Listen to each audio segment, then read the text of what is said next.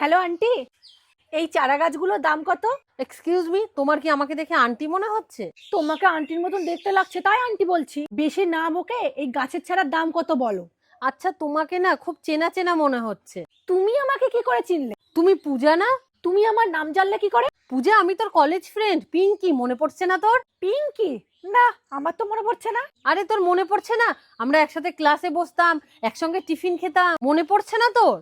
ও, পিঙ্কি রায়, তুই পিঙ্কি? হ্যাঁ রে, আমি পিঙ্কি। আরে পূজা, তুমি ওকে চেনো নাকি? না না, এটা হতে পারে না। আরে রঞ্জিত, এটা তোমার ব্যাড লাক যে আমি ওকে চিনি। আরে আমি তোমাকে বলেছিলাম না পিঙ্কির কথা।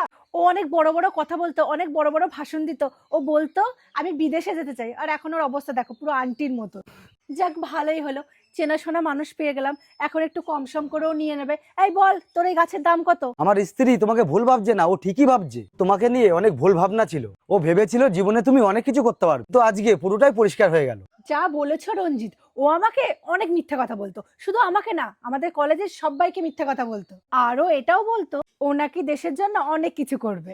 আর এখন দেখো, এই 150 টাকার শাড়ি পরে নার্সারিতে দাঁড়িয়ে আছে, নিজেকে বড় মহারানী ভাবছে।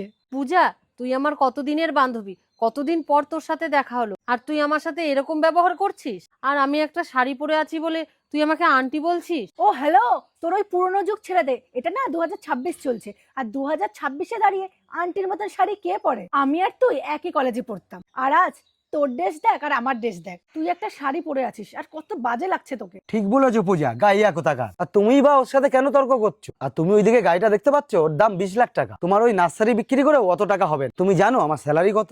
আরে পিঙ্কি, তুই বিয়েও করে নিয়েছিস? রঞ্জিত, আমি তোমাকে বলেছিলাম না, ও কিছু পারুক আর না পারুক টাইম মতন বিয়েটা ঠিক করে নেবে। যাক, ভালোই হলো তুই বিয়ে করে নিয়েছিস। তা তোর গরিব হাজবেন্ড কোথায়? নিশ্চয়ই মাঠে কোথাও মুনিশ খাচ্ছে। স্টপ পূজা, তুই অনেকক্ষণ থেকে অনেক বাজে বকছিস। তুই এতক্ষণ ধরে আমাকে বলছিলিস, আমি কিচ্ছু বলিনি, কিন্তু আমার হাজবেন্ডকে নিয়ে একটাও বাজে কথা বলবি না। বাপ রে, আমি তো ভয় পেয়ে গেলাম তোর হাজবেন্ডের কথা শুনে। কে সে তোর হাজবেন্ড?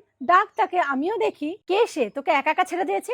আর আমার হাজবেন্ডকে দেখেছিস, সবসময় আমার পাশে থাকে। আর তুই জানিস আমার হাজবেন্ড কত বড় লোক, কত বড় কোম্পানিতে ও জব করে, আরো কত বড় কোম্পানির ম্যানেজারের পোস্টে আছে, কত সম্মান ওর। আর তুই তো শুধু এই নার্সারিটাই চালাস, আর তোর বর জানি না কি করে। পূজা, অনেকক্ষণ থেকে তোর এই অপমান সহ্য করছি, কিন্তু আর না। আর আমার হাজবেন্ড একটু বাইরে গেছে, আমি ওর জন্যই এখানে ওয়েট করছি, আর ও এক্ষুনি চলে আসবে। আর হঠাৎ করে তোর সাথে দেখা, ভাবলাম তুই পুরনো বান্ধবী, তোর সাথে একটু কথা বলি, কিন্তু না, তুই তো তখন থেকে আমাকে অপমানই করে চলেছিস। এই শোন, তোর না এসব ড্রামা বন্ধ কর। আমি কোনোদিন না তোর বন্ধু হতে চাইনি, তুই জোর করে আসতে আমার সাথে বন্ধু হতে। আর আমি না তোর মতন মেয়ের বন্ধু হতে চাই না, বিকজ তোর সাথে আমার স্ট্যান্ডার্ড যায় না। আর পূজা, ওর সাথে কথা বলে আমাদের সময় নষ্ট করে লাভ নেই। ডিসকাউন্ট হয় গরিবদের জন্য, বড় লোকদের